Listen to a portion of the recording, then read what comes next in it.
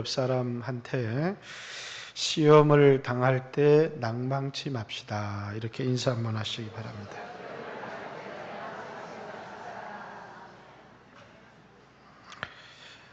우리 예수 믿는 사람들은 하나님으로부터 약속을 받은 사람들입니다. 뭘 받은 사람들이라고요? 약속을 받은 사람들이에요. 그래서 부활을 약속받았습니다. 나를 믿는 자는 죽어도 살겠고 하는 것처럼 첫 번째는 부활을 약속을 받은 사람들이고 또 영원한 생명을 약속받은 사람들입니다. 하나님이 세상을 이처럼 사랑하사 독생자를 주셨으니 이는 저를 믿는 자마다 멸망치 않고 예수를 믿는 자마다 영원한 생명을 얻게 하려 함이라. 이렇게 영생을 약속을 받았습니다. 뿐만 아니라 우리는 영원한 하나님의 나라, 천국, 우리가 돌아갈 본향을 약속을 받은 사람들입니다. 그래서 히브리서에 나온 이 모든 사람들은 아직 본향에 가지는 않았지만 이 땅에서 나그네로 살아가는 것은 그 본향을 환영하며 사모하면서 이 땅에서는 나그네처럼 살았던 사람들, 그 사람들이 믿음의 사람들이다 이렇게 얘기를 합니다. 그래서 히브리서 11장 1절에 믿음을 정의하기를 믿음은 바라는 것들의 실상이다 이렇게 얘기를 합니다. 여기 바라는 거라는 말은 내가 이렇게 되기를 소원합니다. 내가 저렇게 되기를 소원합니다. 하는 것들이 우리에게 다 이루어진다는 말이 아니고 하나님이 우리에게 약속해 주신 것, 부활이라고 하는 약속, 영원한 생명이라고 하는 약속, 천국이라고 하는 약속, 그것을 간절히 바라면서 그것을 본질로 여기고 살았다는 것입니다. 실상으로 여기고 그리고 이 땅에서의 삶은 나그네처럼 살았다. 이 사람들이 믿음의 사람들이다. 이렇게 이야기를 합니다. 이제 그렇게 살았던 사람 중에 한 사람이 또한 아브라함입니다. 오늘 본문은 이제 아브라함의 신앙에 대해서 이제 두 번째 이야기를 합니다. 저번에는 창세기 12장을 근거로 아브라함이 갈 바를 알지 못하고 그 말은 하나님이 어디 가라고 하는 줄도 모르면서 그냥 하나님의 말씀에 전적으로 순종해서 갔다라고 하는 말씀을 나누었고 오늘은 아브라함이 시험을 받을 때에 어떻게 믿음으로 살았는가 하는 말씀을 우리에게 보여주고 있습니다. 아브라함이 갈 바를 알지 못하고 갔다. 이 말은 내가 가는 곳이 어떤 곳입니까?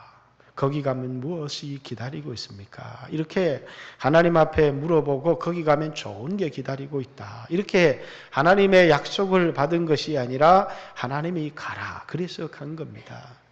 그러면 우리가 하나님의 말씀에 순종하면 거기 뭐가 기다리고 있어야 돼요? 예쁜 여자가 기다리고 있든지 아니면 좋은 환경이 기다리고 있든지 인생의 성공이 기다리고 있든지 이런 좋은 것들이 기다리고 있어야 되는데 하나님의 말씀에 순종했더니 뭐라고요? 거기 인생 흉년이 기다리고 있는 것입니다. 그래서 여러분 하나님의 말씀에 순종해서 간다고 해서 우리 인생의 모든 것이 형통하고 그리고 우리는 예수를 믿고 순종하는 그날부터 내 인생은 그냥 승승장구하기만 했다. 이런 사람들이 있느냐는 겁니까? 여러분 가운데 예수 믿어서 나는 승승장구했다. 이런 사람이 있습니까? 아무도 없습니다. 왜냐하면 우리의 예수 믿고 살아가는 우리의 인생길에는 수없는 시험들이 기다리고 있기 때문입니다. 아브라함이 하나님의 말씀에 순종해서 약속의 땅 하나님이 가라고 한 그곳에 갔는데 뭐가 기다리고 있어요? 흉년이 기다리고 있어요. 그것이 아마 아브라함의 신앙의 길의 첫 번째 시험이었을 것입니다. 환경의 어려움뿐만 아니라 조금만 지나니까 또 자신이 아들이 없었어요. 그래서 조카를 데려다가 아들처럼 길렀습니다.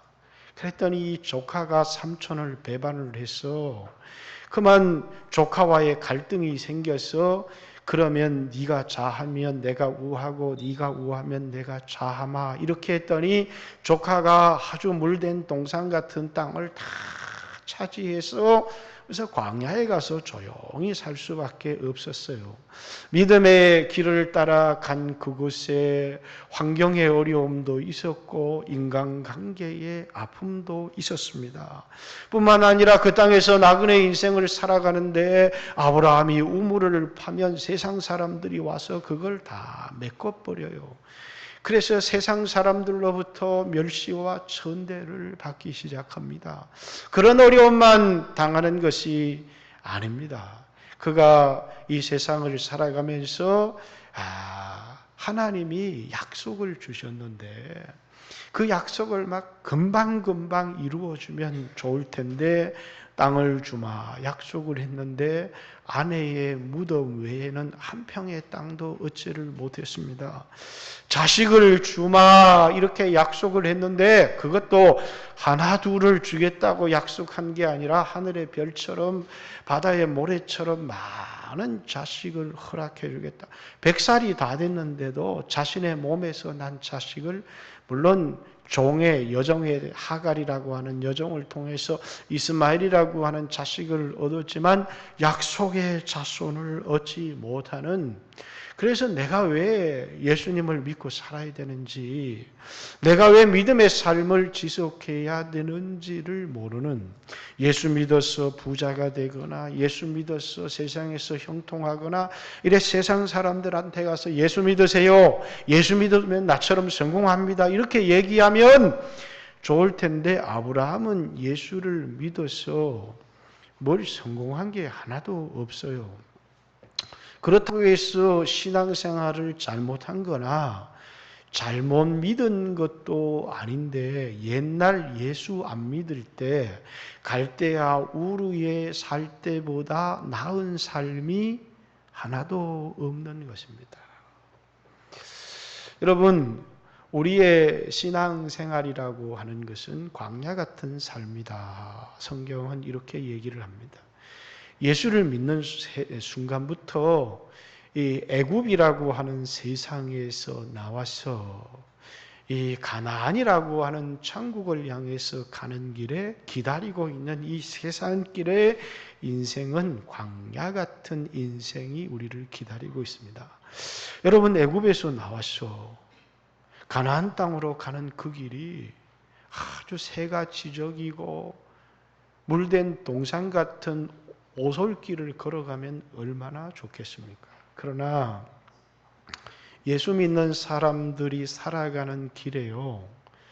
여러분 때때로는 오아시스와 같은 휴식이 있지만 예수 믿는 사람이 살아가는 그 모든 길에 시험이 있고 광야가 있고 어려움이 있습니다.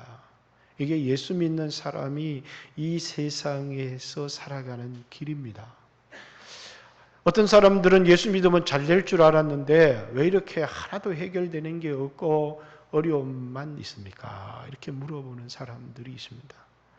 여러분 예수 믿고 잘만 됐느냐? 근데 어떤 사람들은 이런 어려움 저런 어려움을 당하면서 기도합니다. 하나님 해결해 주세요. 하나님 도와주세요. 그래서 도움을 받고 해결도 받아요. 근데 그런 어려움을 당해서 도움도 받고 해결도 받지만 그런 어려움 안 당하는 게 더 좋은 것 아닙니까? 광야길을 걷지 않는 게 더 좋잖아요. 그런데 왜 하나님은 우리에게 광야길을 걷게 하셨을까요? 광야에 뭐가 있었어? 도대체 우리로 하여금 인생에 수없는 시험들을 당하게 하시고 위기를 만나게 하시고 세상에서 수치와 모욕도 당하게 하시고 관계의 아픔도 깨어지게 하시고 수없는 이런 광야를 우리로 경험하게 하시느냐. 그래서 어떤 사람들은 내가 광야를 만났을 때, 내가 이런 어려움을 당했을 때 기도해서 하나님이 내 기도에 응답해 주셨다. 그것이 마치 신앙의 전부인 것 같이 생각하는 사람들이 많아요. 여러분, 광야에서 여러분 뭘 발견하셨습니까?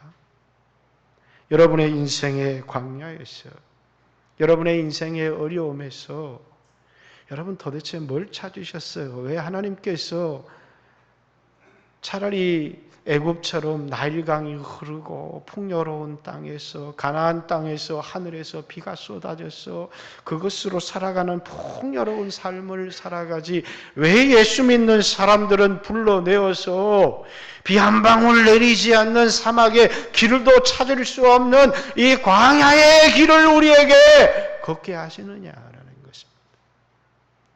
도대체 하나님의 의도가 어디 있느냐? 우리를 불러내어서 세상 살아가면서 진탕 고생만 시키려고 하는 건가?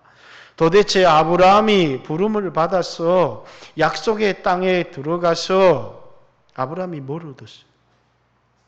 차라리 부름받지 않고 갈대아 우리에서 살았으면 이 세상의 삶이 더 편안하지 않았을까요? 여러분, 예수를 믿어도 저는 많은 사람들이 이 광야길에서 꼭 발견해야 될 보화를 발견하지 못하는 사람들이 참 많은 것 같아요. 광야에는 뭐가 있어요? 보화가 숨겨진 곳이에요. 세상 사람들은 태어나서 그냥 열심히 공부하다가 좋은 직장에 들어가서, 그리고 사랑하는 사람을 만나서 결혼을 하고 집도 사고 경제적인 여유가 생기면 해외여행도 다니고, 그렇게 노후를 준비를 탄탄하게 해서 노후를 편안하게 살다가 좋은 차도 타고 기름진 음식도 먹고 그렇게 세상을 떠나면 그게 세상을 잘 산 것이다, 이렇게 생각해요. 그 사람은 이 세상에서 꼭 발견해야 될 보화를 발견하지를 못했어요. 이 세상에서 육체의 기름진 삶을 살았을지 모르지만 이 하나님께서 이 인생의 광야길에서 우리에게 숨겨 놓으신 그 보화를 찾지 못하고 세상을 떠나버렸다는 거예요. 여러분, 보화를 찾으셨습니까? 광야에서는 밭에 감추인 보화를 발견해야 그것이 뭡니까? 진정한 광야의 삶의 의미예요. 하나님께서 이스라엘 백성들을 애굽에서 불러내셨는데 뒤에는 애굽 군대가 추격해오고 앞에는 홍해가 딱 가로막혀서 이스라엘 백성이 그만 딱 갇혀버렸어요. 믹돌이라는 곳에서. 그런데 그곳의 지명이 바알스본이에요. 무슨 뜻이냐면 보물이 감추어진 곳이라고 하는 뜻이에요. 여러분, 우리의 인생에 시험을 만나고 우리 인생의 위기를 당할 때가 많이 있어요. 근데 사람들은 거기에서 벗어나고자, 이 시험만, 이 어려움만 벗어나면 인생이 다 행복할 것 같아요. 그러나 여러분, 거기서 벗어난다고 달라질 게 뭐 있어요? 아무것도 달라질 게 없어요. 근데 거기서 누구를 만나야 되느냐면 살아계신 주님을 만나야 돼요. 인생은요, 이 마태복음 13장의 제자들은 밭에 감추인 보화를 발견했어요. 그게 뭡니까? 우리를 위해 죽으신 예수 그리스도입니다. 그분을 만난 겁니다. 광야는 이 세상에 우리의 육체에 누릴 수 있는 평안이 아무것도 없어요. 그럼에도 불구하고 거기에는 보화가 있어요. 주님을 깊이 만날 수 있는 곳입니다. 어떤 사람들은 신앙생활을 하는 것이 이 땅에서 편안하게 살기 위해서 신앙생활하는 사람들이 많이 있어요. 그래서 예수 믿고 이 땅에서 나는 편안하게 살았다. 아무 의미가 없어요. 이 땅에서는 고난을 받기도 합니다. 이 땅에서는 어려움을 당하기도 합니다. 핍박을 받기도 합니다. 그러나 이 땅에서 예수를 만나지 못한 인생, 그리고 예수님이 자신의 인생에 가장 귀한 보화라는 사실을 발견하지 못한 인생. 그 사람들은 예수님을 믿지만 예수님 통해서 돈 얻고 싶어하고 예수님 통해서 좋은 차 타고 싶어하고 예수님 통해서 이 땅에서 편안한 삶을 살고 싶어하는 많은 그리스도인들이 있죠. 그 사람들은 아직 보화가 뭔지를 모르는 사람들이에요. 자신의 인생의 보화를 발견한 사람들은요, 자신의 모든 것을 팔아서 그 보화를 가지고 싶어하는 사람들이에요. 그 보화가 예수님이에요. 그래서요, 이 세상에 보화가 없는 것 같아도 이 세상에는 보화가 숨겨져 있어요. 여러분, 이 세상을 살면서 여러분 어린아이들 소풍 가면 이런 조그만한 이 선물, 그것을 나무 껍질 속에서도 돌 밑에도 이렇게 여러 곳에 숨겨 놓습니다. 그리고 가서 보물찾기 하자 이렇게 얘기하면 어떤 아이들은 끈질기게 찾아요. 왜? 보물이 있다고 믿는 아이들은 끝까지 찾는데 어떤 아이들은 한 바퀴 쓱 돌고 와서 없어요 이렇게 말하는 사람들이 있어요.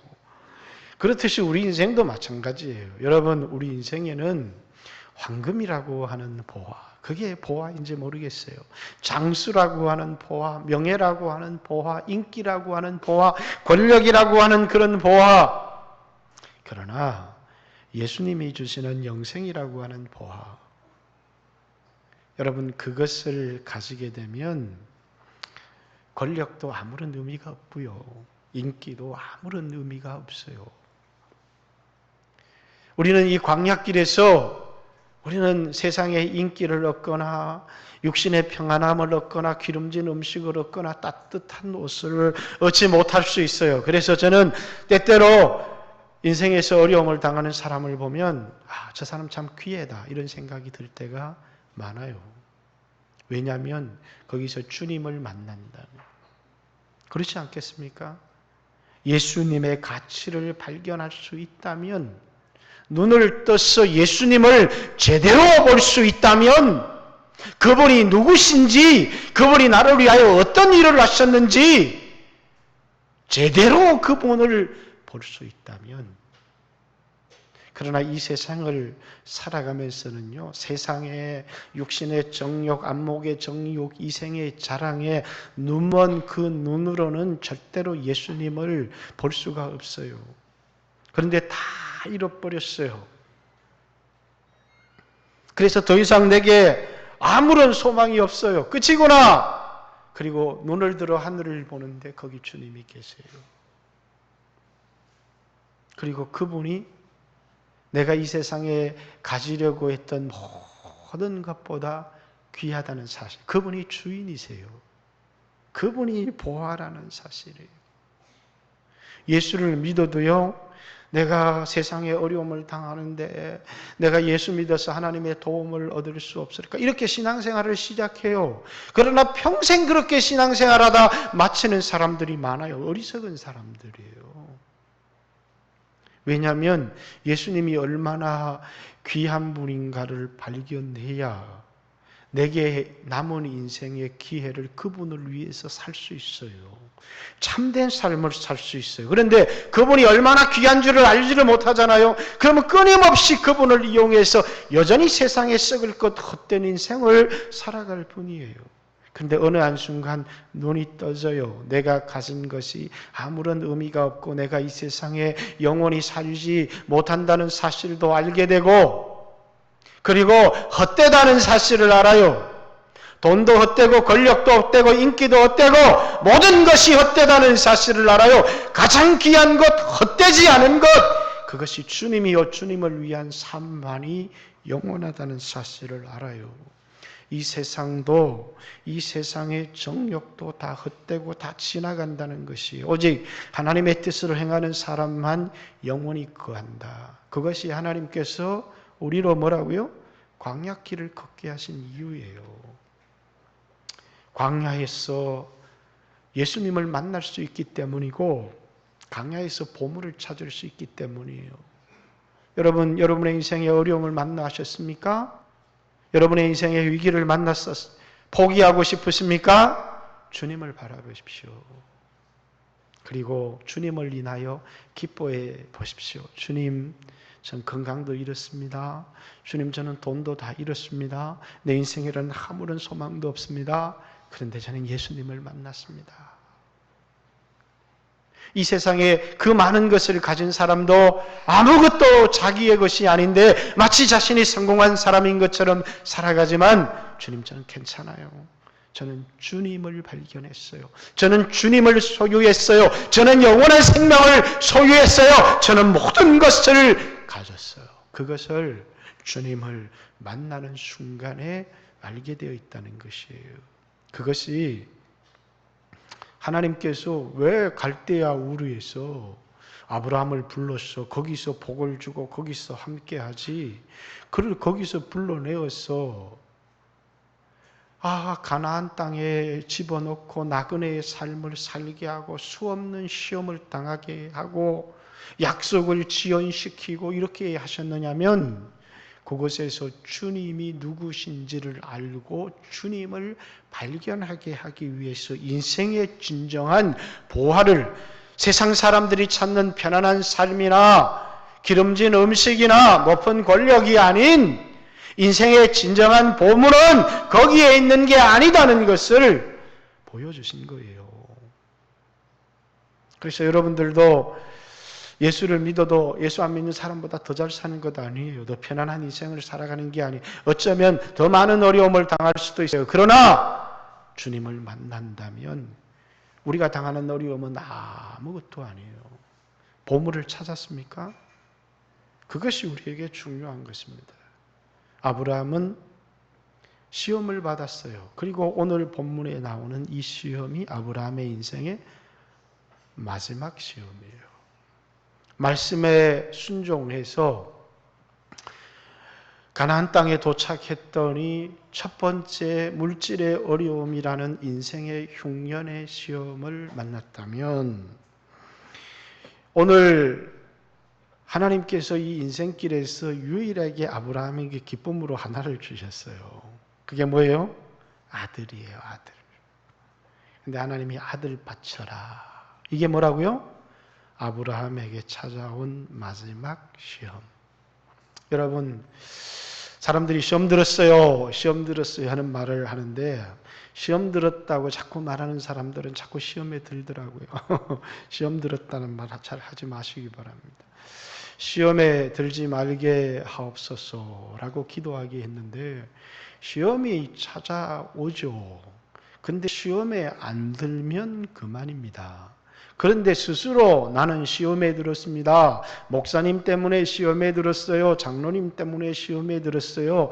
저는 그 말을 들으면 이 사람은 시험 들고 싶어서 환장한 사람이구나 그런 생각을 합니다. 뭐하러 시험 들어서 환장을 합니까? 시험은 찾아오게 돼 있어요. 그러나 시험에 안 들면 그만이에요. 그렇잖아요? 우리 인생에 시험이 안 옵니까? 사람을 통해서 시험이 안 옵니까? 가족을 통해 시험이 안 옵니까? 그러나 시험에 안 들면 그만입니다. 그런데 아브라함에게 찾아온 마지막 이 시험은 대단히 어려운 시험이었습니다. 그 시험은 뭐라고요? 순종하기 어려운, 순종할 수 없는 시험이에요. 아들을 바쳐라 라고 하는 시험이에요. 그 시험은 뭐냐면 내 인생에 가장 소중한 것 바치라는 거예요.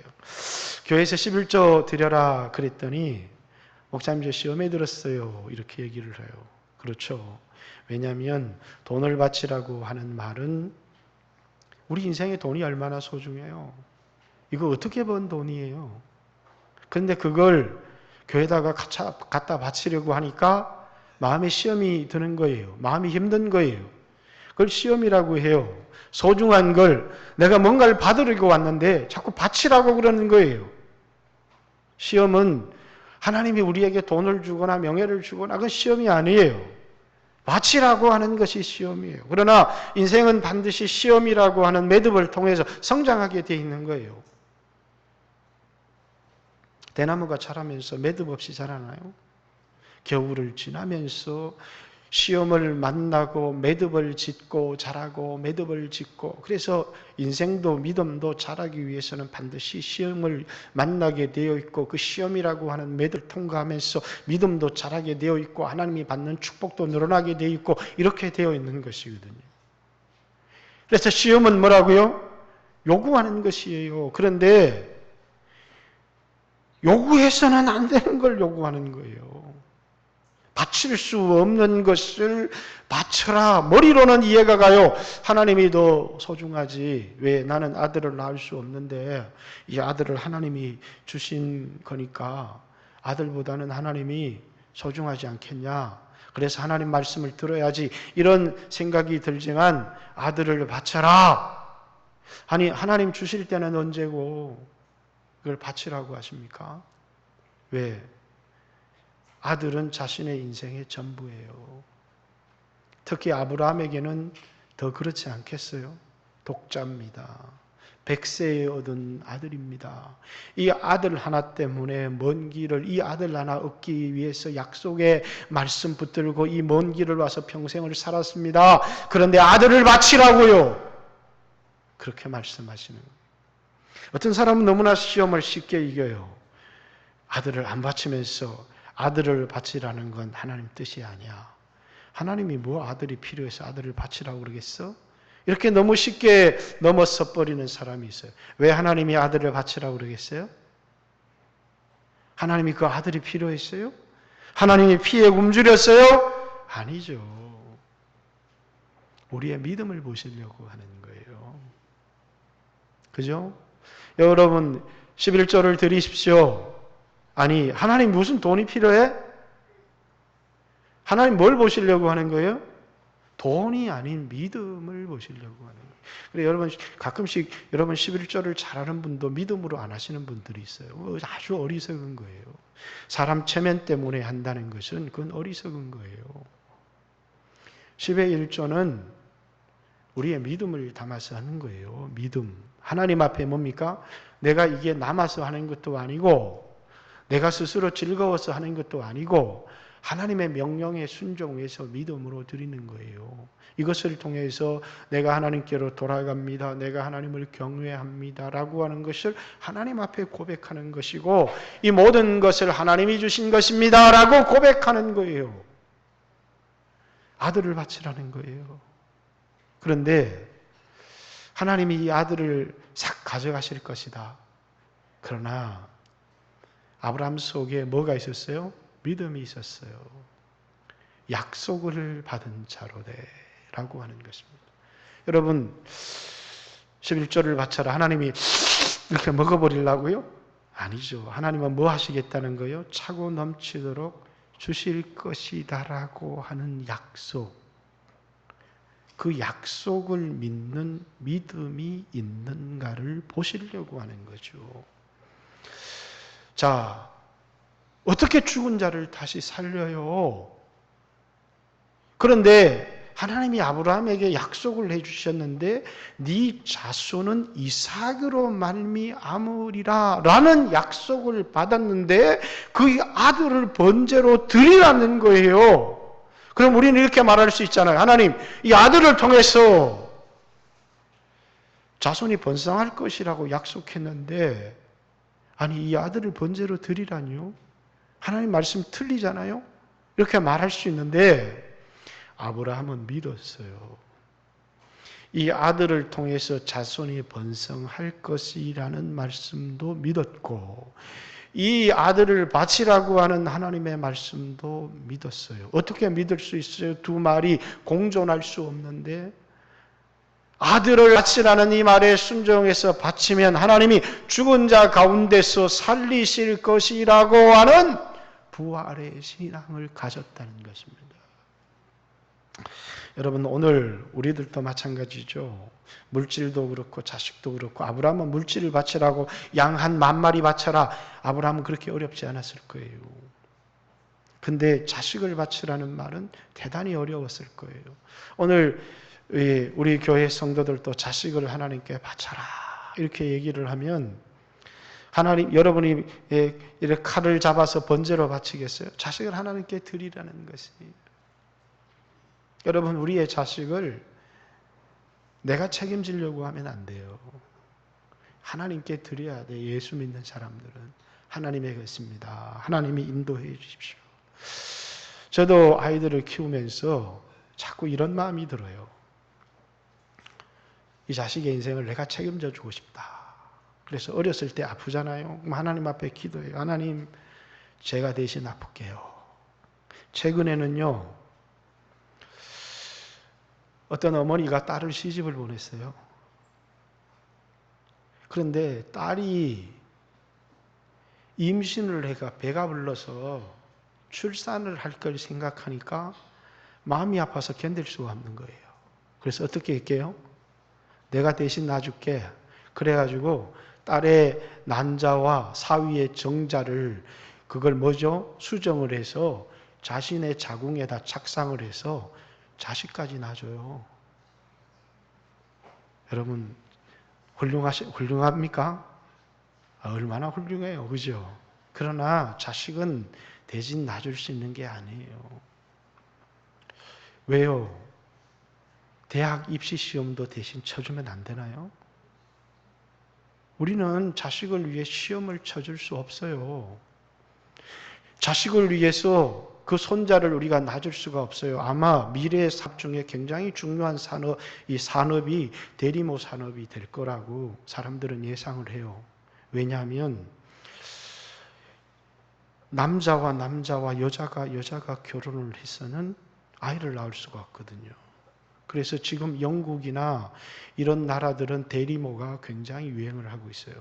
왜 그러냐면 자식을 못 놓으니까 아들 그것을 받아서 이 대신 아이를 낳아주는 어머니, 올 4월에도 영국에 그런 일들이 있었고 유럽에서 곧잘 일어나는 일들이죠.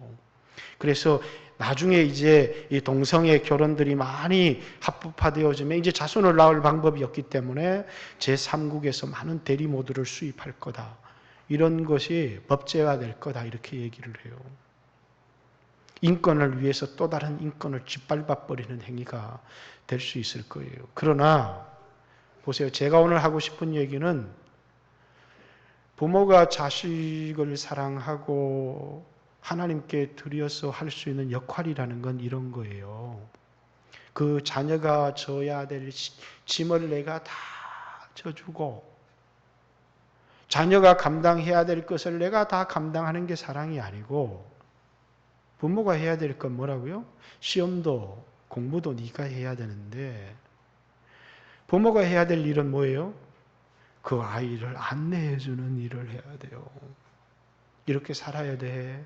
그리고 믿음을 전수하고 예수님을 가르치고 그리고 조용히 뒤에서 자녀를 위해서 눈물로 기도하는 것이 부모의 역할이지. 네 집 내가 다 져줄게. 그래서 자녀가 져야 될 십자가 애도 놔주고 대학도 대신 공부해주고 부모가 다 해줘요. 그 아이는요 아무것도 할 수가 없어요. 여러분 오늘 우리도 우리의 자녀를 하나님께 드려야 돼요. 내 자녀를 하나님께 드립니다. 그리고 그 자녀가 이 인생길을 살아가면서 반드시 뭘 만나게 돼 있어요? 광야를 만나게 돼 있어요. 그 광야를 만날 때 나도 인생의 광야를 이렇게 어렵게 힘들게 살았는데 이렇게 광야길을 걸어왔다.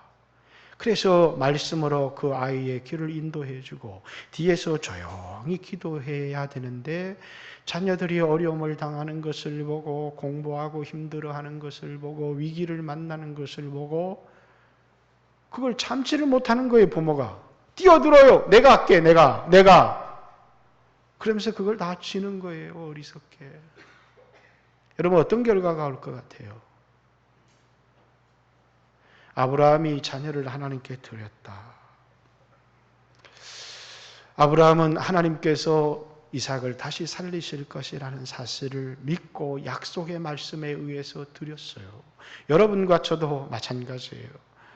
우리는 물질도 하나님께 드릴 수 있어야 돼요. 왜? 주님이 주신 것이니까.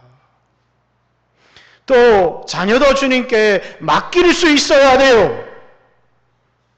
믿음은 맡기는 거거든요. 주님께 맡겨요.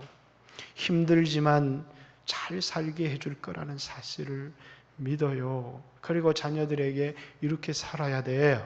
그러면서 말씀으로 안내해주고 뒤에서 눈물로 기도해줘야 되는데 어디까지 뛰어들면 자신의 인생을 망쳐버리느냐면 내가 대신 시험 쳐주면 안 되는 거예요.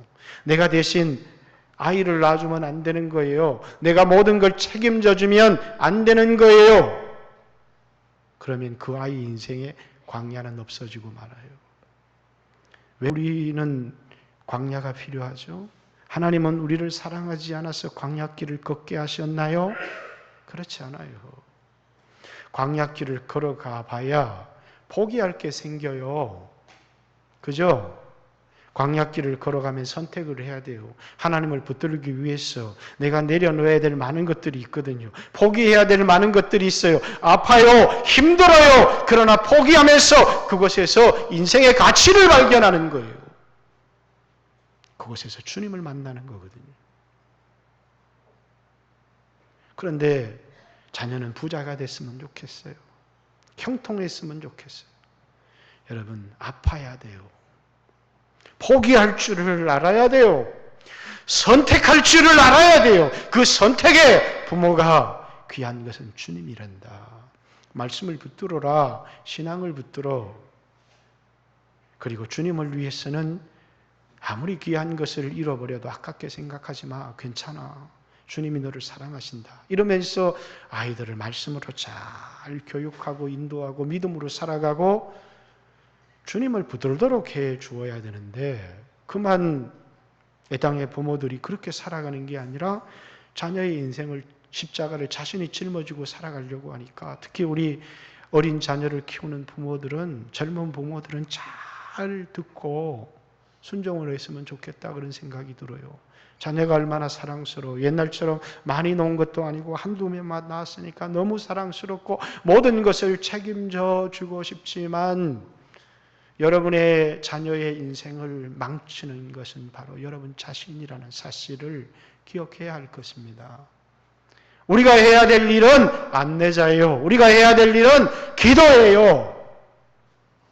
안내하고 눈물로 기도하고 정작 해야 될 우리가 해야 될 그런 일은 하지 않으면서 짐을 다 져버렸다. 그러면 망쳐버리고 마는 것이에요. 왜? 인생은 누구나 광야가 필요하기 때문이에요. 내 아들에게도 광야가 필요하고 여러분의 자녀들에게도 광야가 필요하고 그 광야에서 우리를 사랑하신 주님을 만나는 거예요. 나를 위해 십자가를 지신 주님을 만나는 거예요. 그리고 세상에서 그 사람들이 귀하다고 생각하는 많은 것들을 포기할 줄을 아는 거예요. 내려놓을 줄을 아는 거예요. 그리고 예수를 붙드는 것이에요. 예수님이 최고입니다. 아브라함이 자식을 내려놓고 예수님을 붙들었잖아요. 여러분, 그게 우리의 신앙이어야 합니다. 아브라함이 무엇을 얻었습니까? 사실은 하나님이 아브라함에게 뭘 주마 이렇게 약속을 했는데 하나님이 아브라함에게 마지막 이 시험을 통과한 아브라함에게 주신 약속이 뭐냐면 내 씨가 대적의 성문을 얻을 것이고 내 씨로 말미암아 천하 만민이 복을 받으리라. 자, 보세요. 아브라함에게 땅 주겠다. 부자 되게 해주겠다는 거예요. 자식 주겠다. 나라 세워주겠다. 여러분, 귀합니까? 아무 의미 없어요. 죽으면. 아브라함에게 준 이 마지막 약속이 뭐예요? 복음이에요. 복음. 아브라함이 땅을 주겠다. 그거 믿어서 구원을 얻었어요? 아브라함이 자식 주겠다. 그 말 믿고 구원을 얻었어요? 나라 세워주겠다. 그 말을 얻고 영원한 생명을 얻었냐는 거예요. 아니에요. 내 씨로 말미암아 천하 만민이 구원을 얻으리라. 내 자손 중에 단수 하나 그리스도 예수님이 오시는데 그 예수를 믿는 사람이 구원을 얻게 될 거다 라고 하는. 그래서 아브라함도 누굴 믿었어요? 아브라함도 예수를 믿었어요. 자신의 씨로 오실. 그래서 갈라디아서에 보면 아브라함에게 복음을 전하되 그 복음이 성경은 뭐냐? 이 복음은 혈통으로는 다윗의 자손으로 나셨고 성결의 영으로는 죽은 자 가운데 부활하신 예수 그리스도 그 복음이에요. 예수를 믿는 자가 영원한 생명을 얻는다는 것이거든요. 아브라함이 누굴 믿었어요? 예수를 믿었어요. 자기의 자손으로 오실 예수를 믿고 영원한 생명을 얻은 거예요. 아브라함의 인생에 뭘 발견한 거예요? 복음을 발견한 거예요. 이게 보화예요. 다윗에게 수없는 것을 약속했지만 다윗이 성령의 감동을 받아서 자신의 씨로 오실 뿐이지만 주를 본 거예요. 하늘 우편에 앉아 계신 그리스도를 보면서 자기의 자손을 주라고 고백한 거예요. 그래서 바리새인들에게 물어보는 거예요. 다윗이 왜 자기의 자손에게 주라고 그랬느냐? 그러니까 아무도 대답을 못하는 거예요. 다윗이 어떤 약속을 받았어요? 자신의 씨로 오실 그리스도에 대한 약속을 받은 거예요. 다윗도 누굴 믿었어요? 예수 믿은 겁니다. 그래서 다윗도 영원한 생명을 얻은 거예요. 복음은 예수 그리스도예요. 그것이 우리 인생의 보화이고요. 여러분, 우리 인생을 살아가면서 정말 예수님을 만났다면 그것보다 더 큰 복이 없어요. 그리고 정말 예수님을 믿었고 예수님의 참된 가치를 알았고 우리 인생의 주인이라는 사실을 안 사람마다 자신의 모든 인생을 예수님께 투자하게 되어 있어요. 예수님께 자신의 인생을 투자하지 않는 사람들이 많잖아요. 왜? 예수님을 이용해서 오늘 내가 명예를 얻어야 되고 내가 인기를 얻어야 되는 사람들이 정말 예수님이 부활하는 사실을 발견했을까요? 종교인일 뿐일지 모르겠어요. 예수님이 누구신지를 발견한 거예요. 그 사람은 돌아가서 자신의 소유를 다 팔아서 밭에 감추인 보화를 발견한 그 밭을 샀느니라. 그래서 이 예수는 사람들 보기에 흠모할 만한 것도 없고 아름다운 것도 없지만 발견한 사람들에게는 세상 어느 것과도 비교할 수 없는 귀한 보화가 되는 것입니다. 사랑하는 성도 여러분, 오늘 주님이 여러분에게 오셔서 세상 사람들은 느낄 수 없고 세상 사람들은 볼 수 없고 세상 사람들은 알 수 없는 방식일지 모르지만 성령이 여러분 마음을 어루만져 주기를 원합니다. 그리고 예수님을 분명히 여러분에게 보여주기를 원합니다. 주님, 저는 무능력합니다. 주님, 저는 죄를 수없이 지었어요. 주님, 제가 오늘 처한 환경은 제 힘으로는 도무지 벗어날 수 없는 환경입니다. 그런데 걱정할 것 없어요. 그게 광야예요. 거기서 주님을 발견했잖아요. 광야에서 주님을 만난 거예요. 광야에서 주님을 붙들어 보세요. 여러분의 인생은 바뀌게 되어 있어요. 주님 여러분에게 기회를 주시죠. 그러냐? 그러면 네 남은 인생을 나를 위해서 살아봐라. 그러면서 하나님이 우리에게 기회를 주시기 시작해요. 그런데 끊임없이 세상 걸 붙들잖아요. 여러분, 예수님을 위해서 살겠다고 결심한 사람들에게는 복음을 위해서 살아갈 기회를 주님이 절대로 빼앗지 않으세요. 여러분의 인생의 광야 두려워하지 마십시오. 그 속에서 광야를 바라보고 끝이구나, 자살을 생각하지 마세요. 그곳에 주님이 계신 거예요. 광야를 보지 말고 그것까지 여러분을 인도하여서 여러분을 만나려고 했던 주님을 보세요. 끝이 없는 세상에 대한 허영과 욕심 때문에 끊임없이 주님을 외면하고 주님을 향하여 눈을 돌리고 세상만 바라보았던 여러분의 눈을 주님을 향해서 돌리십시오. 여기에 주님이 계셨구나. 그래서 주님, 이제 내 인생의 가장 소중한 분을 만났습니다.